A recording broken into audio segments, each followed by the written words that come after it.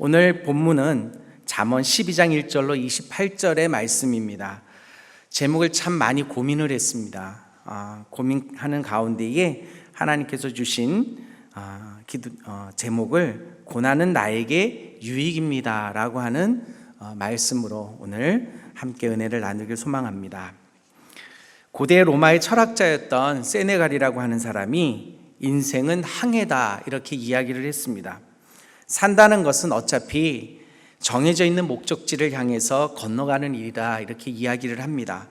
어떤 일이 닥칠지는 잘 알지 못하지만 그 길에서 한없는 침묵의 바다도 있고 또 치열한 죽음의 바다도 겪어야 하고, 그리고 기나긴 항해가 끝나고 나면 애써 타고 왔던 그 배와 깨끗하게 이별하는 것이 바로 우리의 인생이 아닌가라는 이야기를 하면서 인생은 항해다 이렇게 이야기를 했습니다. 배를 타고 건너가는 것, 항해나 인생이나 다 비슷하다라고 하는 것이죠. 아침에 일어나서 저녁에 또 우리 잠을 자야 되고, 삶에서 죽음의 일을 또 겪어야 하고, 이 일 저 일 이 자리 저 자리, 또 어린이에서 어른으로, 그리고 건너가야 되고, 미성숙함에서 성숙으로 건너가야 되고, 어설픈 믿음에서 성숙의 믿음으로 건너가야 되는 우리의 생활이 어쩌면은 항해와 같은 그러한 모습이 아닌가라는 것입니다. 삶에 있어서 절대라고 하는 것은 없습니다. 우리는 때로는 산다고 부지런히 살았는데, 경상도 말로 쎄 빠지게 노를 저어서 갔는데 생판 엉뚱한 곳에서 또 우리는 당도하게 되고, 그곳에서 세상에서 일어나지 말아야 될 다양한 일들을 겪으면서도 살아가는 것, 그것이 어쩌면 우리의 인생이라고 이야기를 합니다.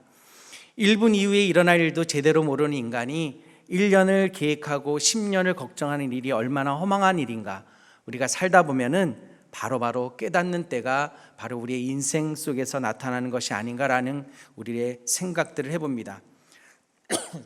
그런 인생의 항해의 바다에서 우리는 늘 선택이라고 하는 두 가지 갈림길에서 혼란스러워합니다. 무엇을 선택해야 될 것인가? 바로 오늘 본문 12장에는 악이라고 하는 것과 의라고 하는 두 가지 특징의 말씀들을 대조하면서 믿음의 백성들이 어떻게 선택해서 가야 될 것인가에 대해서 우리에게 그 길을 알려주고 있습니다. 그러면서 잠언 12장 1절에 이렇게 기록하고 있습니다. 훈계를 좋아하는 자는 지식을 좋아하거니와 징계를 싫어하는 자는 짐승과 같으니라. 먼저 훈계와 징계라고 하는 두 가지 선택의 갈림길을 우리에게 제시하고 있습니다. 2절 이후에 이것을 선과 악, 또 미련한 자, 지혜로운 자의 표본으로 이야기를 합니다. 그렇다고 해서 그 징계 자체가 우리를 미워해서 하나님께서 주시는 것이 아니라, 그 모든 것들은 우리의 사랑이라고 하는, 하나님의 은혜라고 하는 그 전제하에 우리에게 징계와 하나님의 그 길들을 가르쳐주고 있는 이 내용을 쭉 기록을 하고 있습니다. 잠언 전편에 걸쳐서 훈계를 들어서 지혜를 얻을 수 있다라고 주님은 말씀을 하고 계십니다. 잠언 8장 33절에 훈계를 들어서 지혜를 얻다, 그것을 버리지 말라 이렇게 먼저 말씀하고 있습니다. 즉 훈계를 잘 들으면 지혜를 얻는다라고 말씀을 하고 있는 것입니다. 잠언 1장 7절 말씀에 여호와를 경외하는 것이 지식의 근본이거늘 미련한 자는 지혜와 훈계를 멸시하느니라. 여호와를 경외하는 자는 훈계를 좋아하는 자이고, 훈계를 좋아하면 생명이 있고 성장이 있고 하나님의 은혜가 있다라고 성경은 우리에게 말씀하고 있습니다. 다시 말하면 지혜와 훈계를 멸시하는 자는 하나님을 경외하는 자가 아니고 미련한 자이고, 미련한 자는 악한 사람이고 그 악한 사람을 징계를 받는다라고 잠언 12장 전편에 걸쳐서 우리에게 말씀하고 있는 것입니다. 오늘 본문을 보면 징계라고 하는 단어가 가장 강력하게 우리에게 다가오고 있습니다. 징계라고 하는 말은 히브리어로 무사르라고 하는 단어를 사용합니다. 과실을 범한 자에게 대한 처리를 뜻하는 것이지 형벌이라고 하는 것, 즉 미움과 또 그 안에 어떠한 사람에 대한 아주 나쁜 행실뿐만 아니라 그를 죽이고자 하는 마음이 있어서가 아니라, 그것은 단지 죄에 대한 형벌이라고 하는 그 의미가 무사르에 담겨 있습니다. 저는 종종 성도분들 중에, 믿음의 또 동역자들 중에 참으로 감당하기 어려운 자리에서 고통을 당하는 분들을 많이 보게 됩니다. 그런 고통 속에서도 지나온 많은 일들을 되돌아보면서 그들이 하나같이 이런 이야기를 합니다. 이번에 정말 하나님 앞에 된통 맞았어.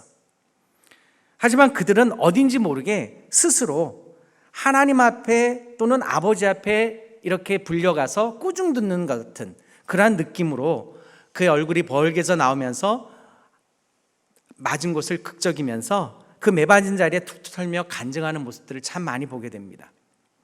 여러분은 그런 경험들을 많이 하셨을 거라고 생각을 합니다. 이것은 믿음이 있는 사람들의 고백인 것입니다.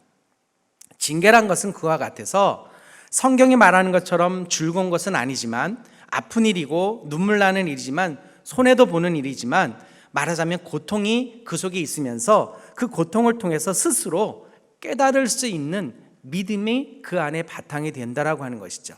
그래서 결국에는 그 징계가 무엇입니까? 우리에게 축복이 되고 또 하나님의 은혜가 된다라고 하는 것입니다. 그러면서 2절 이후에 선과 악에 대한 말씀을 대조하면서 이렇게 기록합니다. 선은 복이 되고 악은 징계인데 그 징계는 바로 하나님의 은혜다라고 하는 것입니다.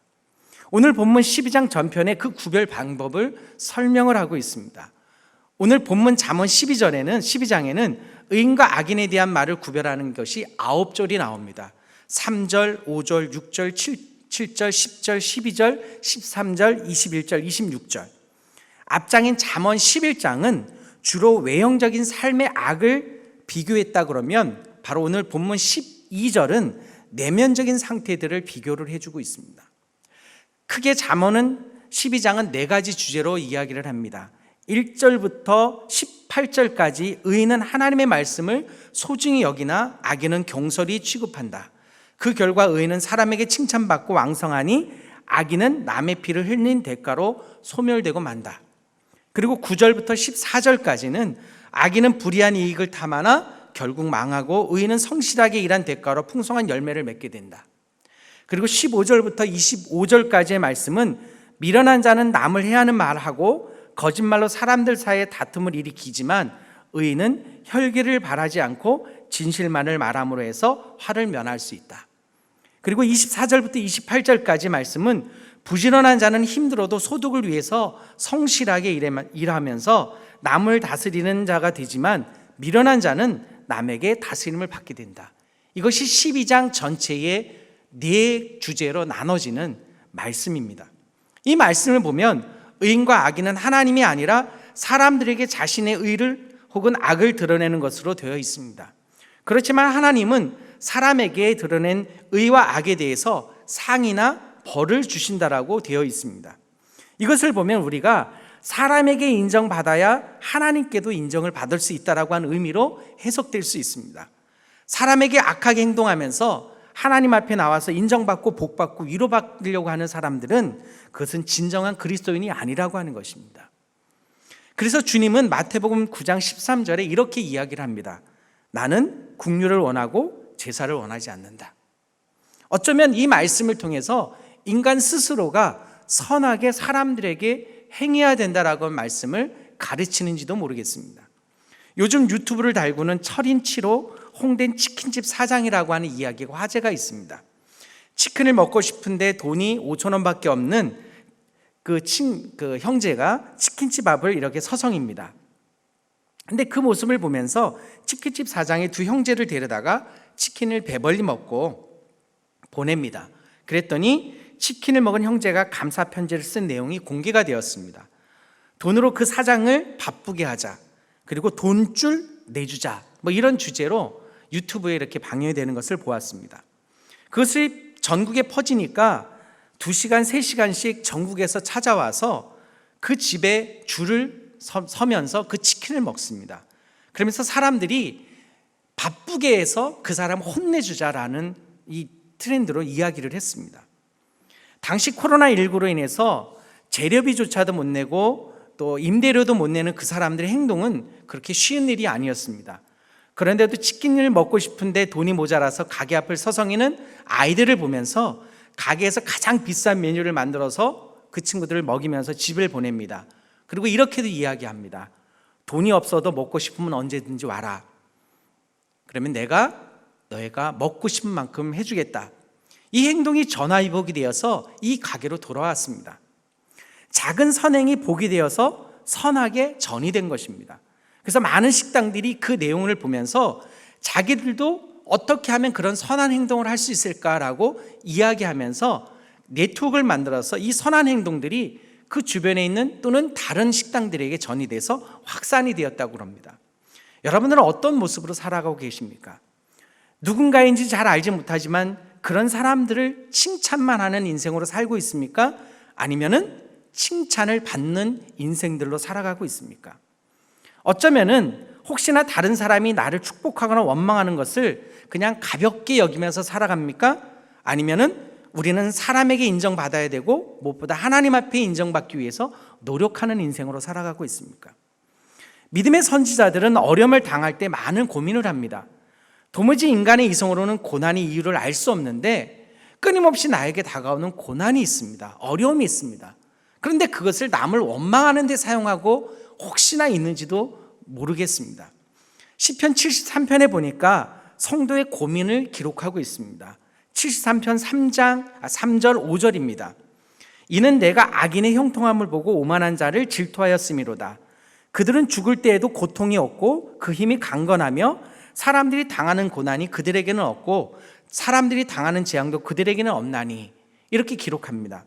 세상에 악한 사람은 오히려 건강하고 살도 잘 찌고 고난도 없고 재앙도 없고 그들이 소원했던 것보다 오히려 더 잘 되고 재물은 더 많이 가지고 있고 그리고 교만해서 세상에 높은 사람이 없고 살다가 죽을 때도 고통도 없는데 오히려 신앙을 가진 사람들은 바르게 살려고 노력하는데 그들은 아침 저녁 고통만 있고 징계를 당하고 도저히 이해가 되지 않는다라는 것입니다. 이 의문을 도저히 풀 수가 없었다라고 하는 것입니다. 그때 때로는 하나님이 안 계신가? 하나님이 나의 길을 외면하시는가? 나만 미워하시는가? 이런 생각조차도 이 시편 73편 3절로 5절 내용에 기록하고 있습니다. 그런데 시편 73편 16절 17절을 보면 또 이렇게 기록하고 있습니다. 내가 어쩌면 이를 알까 하여 생각한즉 그것이 내게 심한 고통이 되었더니 하나님의 성소에 들어갈 때에 그들의 종말을 내가 깨달았나이다. 내가 어쩌면 이 일을 알까 생각해서 성소에 들어갔더니 심히 곤란해서 성소에 들어가서 기도했더니 하나님께서는 결국에는 그 이유를 깨닫게 해주셨다라고 하는 것입니다. 21절로 28절 73편 21절 28절에 또 이렇게 기록합니다. 내 마음이 산란하며 내 양심이 찔렸나이다. 내가 이같이 우매에 무지함으로 주 앞에 짐승이 오나 내가 항상 주와 함께 하니 주께서 내 오른손을 붙드셨나이다. 주의 교훈으로 나를 인도하시고 후에는 영광으로 나를 영접하시리니 하늘에서는 주 외에 누가 내게 있으리요 땅에서는 주밖에 내가 사모할 일이 없나이다. 내 육체와 마음을 쇠약하나 하나님은 내 마음의 반석이요 영원한 분기시리. 무릇 주를 멀리하는 자는 망하리니 음녀같이 주를 떠나 나를 주께서 다 멸하셨나이다. 하나님께 가까이 함이 내게 복이라. 내가 주 여호와를 나의 피난처로 삼아 주의 모든 행적을 전파하리이다. 이렇게 고백을 합니다. 이 사람은 고통 속에서 낙심할 뻔하였지만 하나님의 성소에 가서 하나님의 뜻을 깨닫게 되었다고 고백을 합니다. 오히려 어려움이 극심한 속에서 주를 가까이 했더니 주님의 능력 오른편이 붙드심을 체험하게 된다라고 하는 것입니다. 주님이 그냥 아무 생각 없이 우리의 고통을 바라만 보고 계시는 것이 아니었다라고 하는 것이죠. 이 얼마나 큰 은혜입니까? 그 은혜 깨달음이 바로 하나님을 알게 하는 지식의 근본이고 여호와를 경외하면서 얻어지는 하늘의 지혜라고 하는 것을 이 시편 기자는 우리에게 이야기하고 있습니다. 어린이들도 부모의 사랑을 알고 부모를 신뢰하며 부모가 매를 때리면 때릴수록 도망가기보다도 부모에게 더 가까이 가서 부모님 품에 매달리는 그런 아이들을 보게 됩니다. 엄마 아빠 잘못했어요. 그러면서 안긴다라고 하는 것입니다. 그러면 부모의 품에 안긴 아이들을 부모님들은 더 이상 매를 들 수가 없습니다. 마찬가지로 하나님의 자녀인 우리가 혹은 어려운 일을 당할 때에 하나님을 배반하고 멀리 떠나지 말고 오히려 하나님 앞에 더 어려움이 있으면 있을수록 주님 품에 더 안겨야 된다라고 하는 것이 오늘 본문 말씀이 우리에게 가르쳐주는 지혜요 지식이라고 하는 것입니다. 하나님은 믿음의 성도들을 가까이 두고 싶어 하십니다. 그래서 늘 아버지의 집에서 보기를 원하신다라고 하는 것입니다. 세상에서 많은 환난과 어려움이 있을 때마다 주님의 전 나와서 기도하고 또 말씀 가운데 눈물 뿌려 주님 앞에 기도하는 그 모습을 주님은 보기를 원하신다라고 하는 것입니다. 그것이 바로 오늘 본문 말씀이 우리에게 가르쳐주는 말씀입니다. 자꾸만 세상을 좋아하고 세상 취미에 빠져서 하나님을 잃어버리고 사는 그 모습, 그렇다면 주님은 어떻게 하시겠습니까? 오늘 본문 1절에 이렇게 말합니다. 짐승과 같으니라. 그러니까 그 말씀처럼 하나님께서 짐승에게 재갈을 메어서 끌고 오는 것처럼 우리 믿음의 백성들에게 어긋나는 그들에게 재갈을 물려서 주님 앞으로 끊임없이 끌고 오는 것, 그것이 바로 징계요, 채찍이요, 시련이요, 고통이 된다라고 하는 것입니다. 그래서 신령한 의미로 볼 때에 우리가 당하는 고난이 손해가 아니고 오히려 축복의 통로의 길을 열어주는, 고난이 유익이 되는 그 길이라고 하는 것입니다. 그나마 성경에서 우리에게 힘이 되게 하는 말씀들을 기록하고 있습니다. 먼저 시편 119편 67절 71절에 67절 71절에 이렇게 말씀합니다. 고난당하기 전에는 내가 그릇 행하였더니 이제는 주의 말씀을 지키나이다. 71절에 고난당하는 것이 내게 유익이라.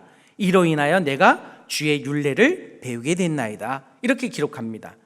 요즘 담임 목사님께서 금요 심야 기도회 때에 욥기 강해를 하십니다. 참 힘이 되고 은혜가 되는 말씀들을 정말 많이 해주고 계십니다. 욥기서 5장 17절로 20절에 이렇게 또 기록합니다. 볼지어다 하나님께 징계받는 자에게는 복이 있나니 그런즉 너는 전능자의 징계를 업신여기지 말지니라. 하나님은 아프게 하시다가 싸매시며 상하게 하시다가 그의 손을 고치시나니 6가지 환난에서 너를 구원하시며 7가지 환난이라도 그 재앙이 내게 미치지 않게 하시며 기근 때의 죽음에서 전쟁 때의 칼의 위협에서 너를 구원하실 터인즉. 아멘. 어려운 당할 때, 고통을 당할 때, 힘이 들 때, 낙심이 될 때에, 번민이 많을 때 다시 한번 나를 돌보시면서 주님께서 부르시는 신호를 알고 믿음 안에서 하나님께 가까이 더 나갈 때에 어쩌면 여러분들에게 그 문제의 해결점, 신앙의 해결점, 성장과 또 축복이 함께 있을 것이라고 생각을 합니다. 히브리서 12장 5절로 9절에 또 이렇게 말씀하고 있습니다. 또 아들들에게 권하는 것 같이 너희에게 권면하신 것도 잊었도다. 일러스되 내 아들아 주의 징계하심을 경외하지 말며 그에게 꾸지람을 받을 때에 낙심하지 말라.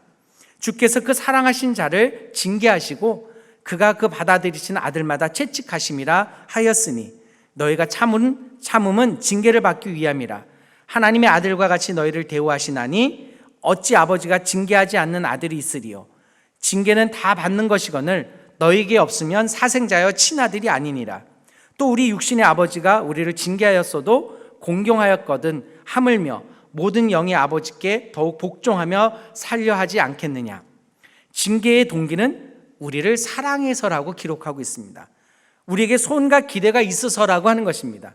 그래서 신명기 8장 5절 이하에 너는 사람이 그 아들을 징계한 같이 내 하나님 여호와께서 너를 징계하시는 줄 마음에 생각하고 내 하나님의 여호와의 명령을 지켜 그 도를 행하며 그를 경외할지라. 이렇게 말씀하고 있습니다.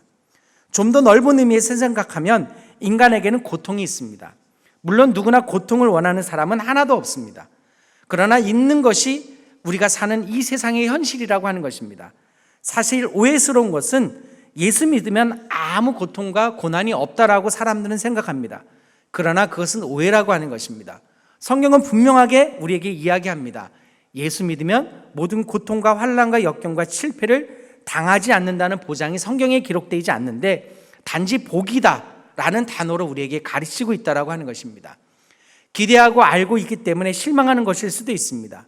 참된 지식, 참된 지혜의 근본은 하나님을 경외하는 것인데 고통, 역경, 질교, 실패 그때에도 언제나 어디서나 우리와 함께 하시는 하나님이 계시기 때문에 예수만이 평안이요 의지할 힘이 되고 오로지 예수만이 답이라고 하는 그 세상을 깨닫는 그 자체가 바로 우리에게 있어서 하나님이 주시는 하나님을 경외하는 참된 지혜라고 하는 사실을 우리는 끊임없이 깨달아야 된다고 하는 것입니다.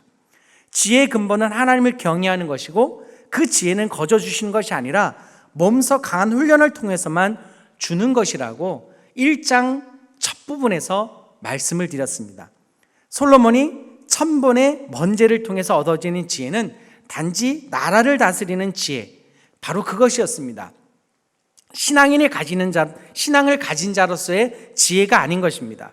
진정한 지혜는요, 40년이라고 하는 그 나라를 다스리는 동안에 지내온 여정들을 되돌아봤더니 전쟁의 공포와 또 자신을 해하려고 호신탐탐 노리는 주변의 그 두려움 속에서 잠도 제대로 이루지 못하는 그 상황 속에서 오로지 나의 힘이 되시고 나의 평강이 되시고 나의 보호자 되시고 주님을 경험하면서 세상의 것들을 다 누리면서 살아왔지만 모든 것들이 다 헛되고 모든 것이 다 헛된다고 하는 것을 깨닫는 그 순간 경험했던 세상의 것들은 모두 다 정말 주님 외에는 없다라고 하는, 그리고 주님만을 의지할 수밖에 없고 주님과 함께할 때만이 형통했다라고 하는 것을 깨닫는 그것이 바로 솔로몬의 고백 가운데에 가장 건강한 하늘의 지혜라고 하는 것들을 우리에게 가르쳐주고 있습니다. 그래서 솔로몬은 1,000번제를 드릴 때에 잠언을 기록한 것이 아니라 죽음 직전에 40년이라고 하는 세월 평생을 살아왔더니 하나님 외에는 없더라라고 하는 것을 깨닫는 그 순간에 잠언을 지었다라고 하는 것입니다. 따지고 보면 세상은 고통스러운 세상입니다. 이것이 세상의 현실이라고 하는 것입니다. 세상에 태어나 고통이 없이 사는 사람은 없습니다. 그래서 세상에 나올 때부터 울고 태어난다라고 하는 것입니다. 태어날 때 웃고 나오는 아이는 없습니다. 울고 웃고 그것이 인생사에 일어나는 많은 일들을 우리에게 보여주는 것입니다. 코로나19 같은 바이러스균이 예수 믿는다고 해서 피해가지 않습니다. 다만 그리스도인들이 악한 자들과 다른 점은 세상적으로 문제를 풀어가는 것들이 바로 세상적인 방법이 아니라 하나님께 무릎 꿇고 자신을 먼저 회개하고 문제 해결점을 하나님 앞에 구하는 것이 다르다라고 하는 것입니다. 비로소 참된 세상을 살아가는 문제를 해결할 수 있는 참된 지혜를 배우는 것이 바로 믿는 자와 믿지 않는 자들의 구별하는 방법이라고 하는 것입니다. 사도행전 16장 16절에 바로 바울과 실라라고 하는 사람이 빌립보 감옥에 갇혀서 불쌍한 계집종의 병을 고쳐준 죄로 억울하게 매를 맞고 감옥에 갇혔습니다. 하나님을 원망할 수도 있고 심지어 하나님의 존재를 의심할 정도로 바울과 실라는 그런 환경 가운데서도 그런 마음을 조금도 품지 않았다라고 하는 것입니다. 오히려 그들은 그런 가운데서도 기도와 찬송을 했습니다. 그 결과 지진이 일어나서 옥문이 열리고 작구가 풀리게 되었습니다. 그런 일이 있고 나서 기적이 또 하나 생깁니다. 자결하려고 했던 간수가 회개하고 예수를 믿는, 그래서 그 온 집안이 구원을 얻고 따라서 빌립보 교회의 기초가 든든히 서게 되는, 고통이지만 바울과 실라에게 있어서 늘 놀라운 전화위복의 결과를 맞게 되었다라고 하는 것입니다. 그들은 철저하게 하나님을 경외하고 신뢰했고 믿음으로 지혜로움으로 하나님 앞에 나아갔던 사람들입니다. 이것은 바울과 실라의 경험만이 아니라 참된 신앙을 가진 우리 모든 성도들을 경험하게 하고 같은 고난 가운데서 신앙이 있는 사람들을 두려워하게 만드는, 그래서 하나님 앞에 바로 믿는 자와 믿지 않는 자들의 구별점들은 서로가 나누고 지혜 가운데에 주님 앞에 신앙적으로 더 단단해져가는, 그래서 그곳에 신앙의 성숙을 이뤄가는 믿음의 지혜를 하나님께서는 우리에게 가르쳐주고 있는 것입니다. 기독교 신앙은 우리의 영혼을 위로 하나님 나라를 바라며 향하게 합니다. 본향을 바라보며 하늘 백성으로서의 자부심과 생명을 가꾸며 살아가는 인생으로 바꾸어 가고 있습니다. 우리가 살아가면서 만나는 고통과 실패와 시련과 질병과 슬픔, 나의 신앙을 성장시키기 위한 시험이라고 하는 생각들을 끊임없이 갖고 생활하시기를 바랍니다. 중학교 입학시험에 합격해야만 중학생이 되고, 고등학교 입학시험에 합격해야만 고등학생이 되고, 대학 입학시험에 합격해야만 대학생이 되는 것처럼 이 시험을 통과해야만 비로소 그 자격을 얻을 수 있는 것입니다. 본문 잠언 12장 12절에 이렇게 이야기를 합니다. 선인은 여호와께 은총을 받으느니와 악을 꾀하는 자는 정죄함을 받으리라. 하나님은 오늘도 선과 악의 갈림길에서 선택의 손을 내밀고 계십니다.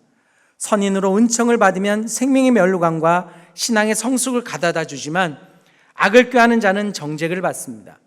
평생 고난과 고통 없이 사는 것이 얼마나 복된 인생인지 모릅니다. 그러나 고난과 고통이 올지라도 오히려 참된 지혜를 배워가는 성장의 기회로 삼고 어려움과 고통을 주님께 가까이 갈 때라고 우리는 생각하면서 하늘을 향해서 부르짖는 중에 하나님의 도우심을 받아서 승리의 삶을 경험하는 여러분들 지혜로운 인생들, 지혜로운 성도들이 다 되었으면 좋겠습니다. 오늘 하루 주님 앞에 무릎 꿇고 주님을 구할 때에 주님의 온전한 음성을 듣는 하루 되시기를 주님의 이름으로 축원드리겠습니다. 기도하겠습니다.